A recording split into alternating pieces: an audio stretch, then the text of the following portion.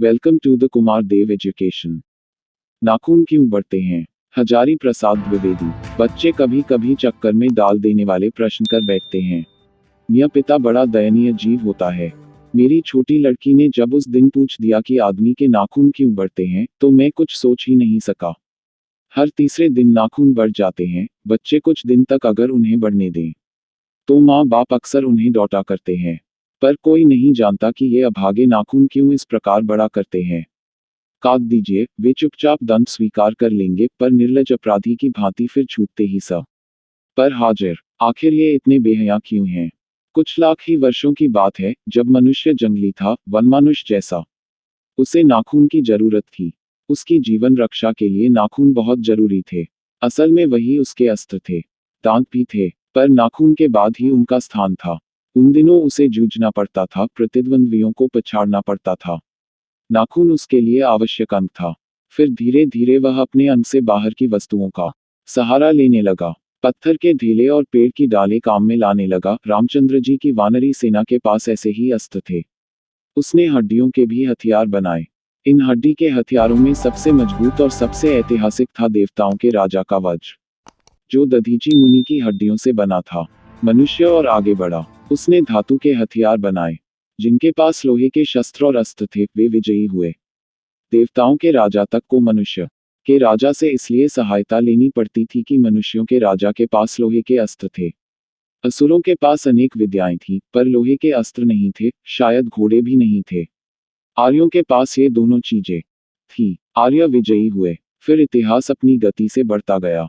नाग हारे, सुपर्ण हारे, यक्ष हारे, गंधर्व हारे, असुर हारे, राक्षस हारे। लोहे के अस्त्रों ने बाजी मार ली। इतिहास आगे बढ़ा। पलीते वाली बंदूकों ने, कारतूसों ने, तोपों ने, बमों ने, बमवर्षक वायुयानों ने इतिहास को किस कीचड़ भरे घाट तक घसीटा है, यह सबको मालूम है। नखधर मनुष्य अब एटम बम पर भरोसा करके आगे की ओर चल पड़ा है। पर उसके नाखून अब भी बढ़ रहे हैं। अब भी प्रकृति मनुष्य को उसके भीतर वाले अस्त्र से वंचित नहीं कर रही है। अब भी वह याद दिला देती है कि तुम्हारे नाखून को भुलाया नहीं जा सकता।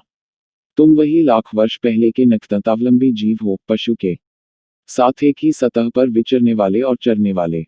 ततः किम, मैं हैरान होकर सोचता हूँ कि मनुष्य आज अपने बच्चों को नाखून न काटने के लिए डांटता है। किसी दिन, कुछ थोड़े लाख वर्ष पूर्व, वह अपने बच्चों को नाखून न नष्ट करने पर डांटता रहा होगा। लेकिन प्रकृति है कि वह अब भी नाखून को जिलाए जा रही है, और मनुष्य है कि वह अब भी उसे काटे जा रहा है। वे कमबख्त रोज बढ़ते हैं, क्योंकि वे अंधे हैं, नहीं जानते कि मनुष्य य को इससे कोटि कोटि गुना शक्तिशाली अस्त्र मिल चुका है। मुझे ऐसा लगता है कि मनुष्य अब नाखून को नहीं चाहता। उसके भीतर बर्बर युग का कोई अवशेष रह जाए, यह उसे असह्य है। लेकिन यह कैसे कहूँ? नाखून काटने से क्या होता है? मनुष्य की बर्बरता घटी कहाँ है, वह तो बढ़ती जा रही है। मनुष्य के इतिहास में हिरोशिमा का हत्याकांड बार बार थोड़े ही हुआ है। यह तो उसका नवीनतम रूप है।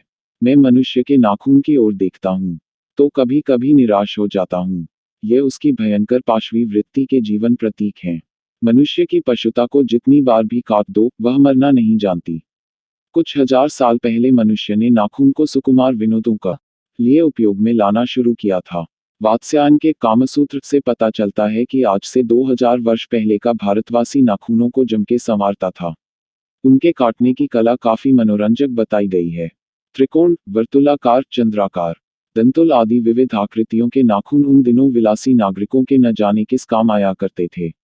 उनको सिकथक, मोम और अलेक्तक आलता से यत्नपूर्वक रगड़कर लाल और चिकना बनाया जाता था। गौड़ देश के लोग उन दिनों बड़े बड़े नखों को पसंद करते थे, और दाक्षिणात्य लोग छोटे नखों को। अपनी अपनी रुचि है, देश की भी और काल की भी। लेकिन समस्त अधोगामिनी वृत्तियों की ओर नीचे खींचने वाली वस्तुओं को भारतवर्ष ने मनुष्योचित बनाया है। यह बात चाहूं भी तो भूल नहीं सकता। मानव शरीर का अध्ययन करने वाले प्राणी विज्ञानियों का निश्चित मत है कि मानव चित्त की भांति मानव शरीर में भी बहुत सी अभ्यासजन्य सहज वृत्तियां रह गई हैं। दीर्घकाल तक उनकी आवश्यकता रही है। अतएव शरीर ने अपने भीतर एक ऐसा गुण पैदा कर लिया है कि वे वृत्तियां अनायास ही और शरीर के अनजान में भी अपने आप काम करती है। नाखून का बढ़ना उसमें से एक है, केश का बढ़ना दूसरा है, दांत का दोबारा उठना तीसरा है, पलकों का गिरना चौथा है। और असल में सहजात वृत्तियां अनजान की स्मृतियां को ही कहते हैं। हमारी भाषा में भी इसके उदाहरण मिलते हैं। अगर आदमी अपने शरीर की, मन की और वाक की अनायास घटने वाली वृत्तियों के विषय में विचार करे तो उसे अपनी वास्तविक प्रवृत्ति पहचानने में बहुत सहायता मिले। पर कौन सोचता है? सोचना तो क्या, उसे इतना भी पता नहीं चलता कि उसके भीतर नख बढ़ा लेने की जो सहजात वृत्ति है, वह उसके पशुत्व का प्रमाण है। उन्हें काटने की जो प्रवृत्ति है, वह उसकी मनुष्यता की निशानी है, और यद्यपि पशुत्व के चिन्ह उसके भीतर रह गए हैं, पर वह पशुत्व को छोड़ चुका है। पशु बनकर वह आगे नहीं बढ़ सकता। उसे कोई और रास्ता खोजना चाहिए। अस्त्र बढ़ाने की प्रवृत्ति मनुष्यता की विरोधिनी है। मेरा मन पूछता है, किस ओर? मनुष्य किस ओर बढ़ रहा है? पशुता की ओर या मनुष्यता की ओर? अस्त्र बढ़ाने की ओर या अस्त्र काटने की ओर? मेरी निर्बोध बालिका ने मानो मनुष्य जाति से ही प्रश्न किया है, जानते हो, नाखून क्यों बढ़ते हैं?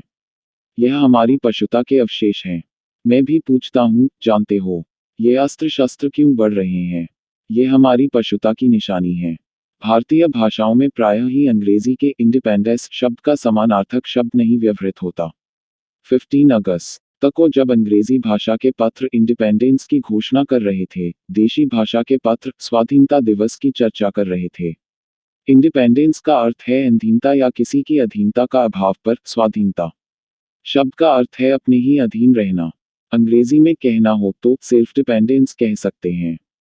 मैं कभी कभी सोचता हूँ कि इतने दिनों तक अंग्रेजी की अनुवर्तिता करने के बाद भी भारतवर्ष इंडिपेंडेंस को अधीनता क्यों नहीं कह सका। उसने अपनी आज़ादी के जितने भी नामकरण किए, स्वतंत्रता, स्वराज्य, स्वाधीनता, उन सब में स्व का बंधन अवश्य रखा।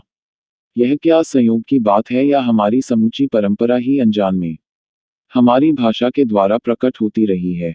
मुझे प्राणी विज्ञानी की बात फिर याद आती है। सहजात वृत्ति अनजानी स्मृतियों का ही नाम है। स्वराज होने के बाद स्वभावतः ही हमारे नेता और विचारशील नागरिक सोचने लगे हैं कि इस देश को सच्चे अर्थ में सुखी कैसे बनाया जाए।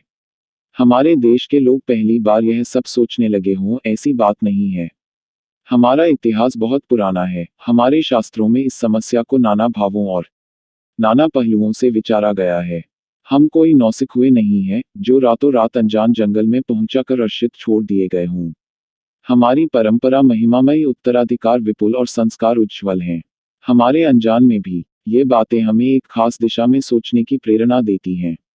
यह जरूर है कि परिस्थितियां बदल गई है, उपकरण नए हो गए हैं और उलझनों की मात्रा भी बहुत बढ़ गई है, पर मूल समस्याएं बहुत अधिक नहीं बदली हैं। भारत, यह चित्त जो आज भी अधीनता के रूप में न सोचकर स्वाधीनता के रूप में सोचता है, वह हमारे दीर्घकालीन संस्कारों का फल है। वह स्व के बंधन को आसानी से नहीं छोड़ सकता।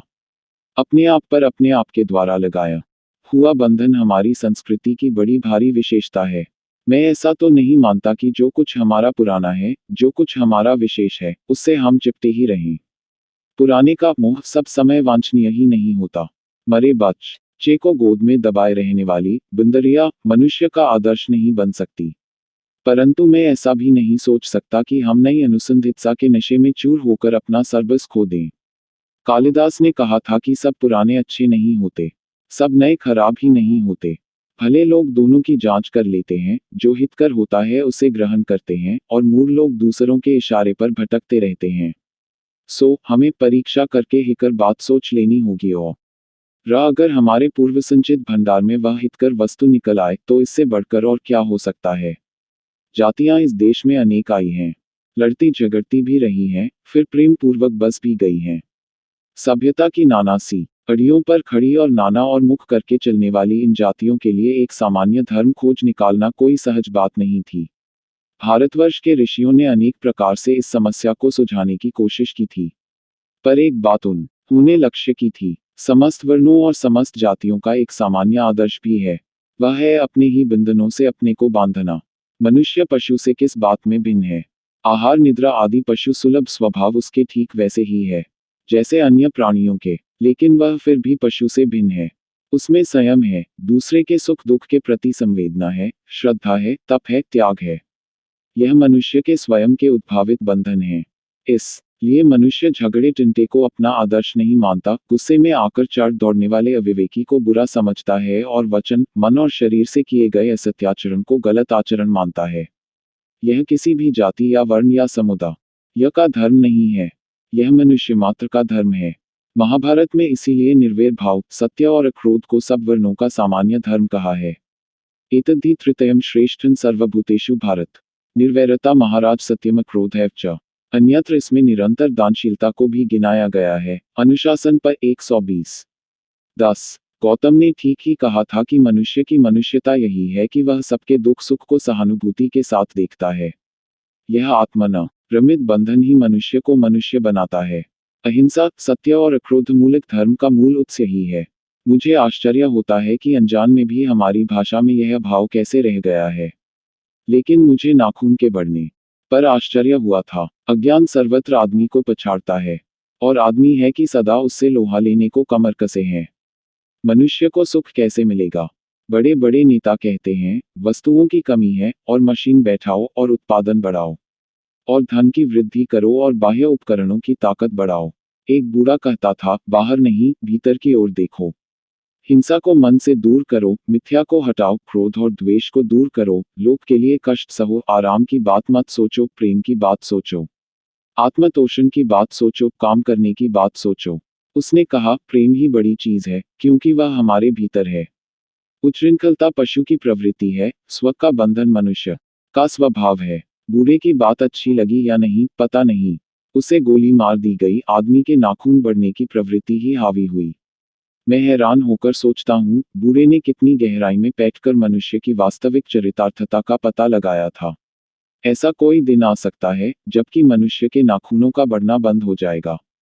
प्राणिशास्त्रियों का ऐसा अनुमान है कि मनुष्य का अनावश्यक अंग उसी प्रकार झड़ जाएगा जिस प्रकार उस पूंछ झड़ गई है। उस दिन मनुष्य की पशुता भी लुप्त हो जाएगी।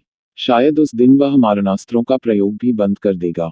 तब तक इस बात से छोटे बच्चों को परिचित करा देना वांछनीय जान पड़ता है कि नाखून का बद ना मनुष्य के भीतर की पशुता की निशानी है, और उसे नहीं बढ़ने देना मनुष्य की अपनी इच्छा है, अपना आदर्श है। बेहतर जीवन में रोकना मनुष्यत्व का तकाजा है।